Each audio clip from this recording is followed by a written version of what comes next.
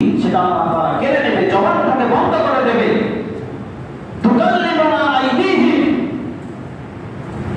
ওয়া তাশহাদু আরজুলুহুম বিমা কানু ইয়াকসিবুন। আল্লাহ তাআলা হাতের জবান করে দেবে, পায়ের জবান করে দেবে। তখন আপনার অঙ্গ প্রত্যঙ্গগুলি কথা বলবে, কোথায় কি করছেন না করছেন ধরা পড়ে যাব। সেদিন বাঁচার কোনো সুযোগ নাই।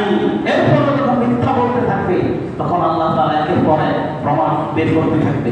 কেউ আমার প্রাতিদিন যে লিখে সম্মানিত লেখকরা লিখছেন সেটা বের করবে।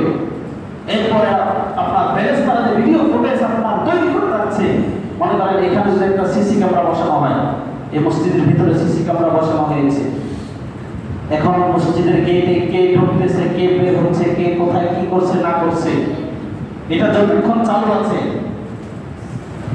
সবকিছুই সিসি ক্যামেরায় রেকর্ড হয়ে যাবে, ভিডিও ফুটেজ সহ। হবে কেমন? মানুষের পক্ষে যদি, মানুষ আল্লাহ তাআলা সৃষ্টি, মানুষ যদি এটাকে, মানুষের পক্ষে যদি এতটুকু ক্ষমতা থাকতে পারে, আল্লাহ তাআলার ক্ষমতা কত বেশি চিন্তা করা যায়?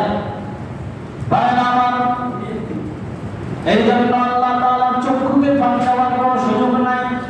যেখানে যা করি না কেন আল্লাহ তাআলা সবকিছু সম্পর্কে ভালো রয়েছে। বলতেছিলাম বিপদের ভয়াবহতা সম্পর্কে।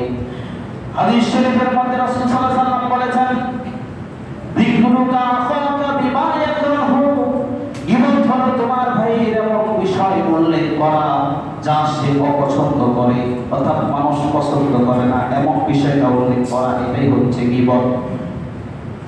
আরেক হাদিসে রাসূল সাল্লাল্লাহু আলাইহি ওয়াসাল্লাম বলেছেন, আল গীবাতু আশাদ্দু মিনাজ জিনা, মুস্তাদরাক হাকিমের হাদিস। গীবত জিনার চাইতে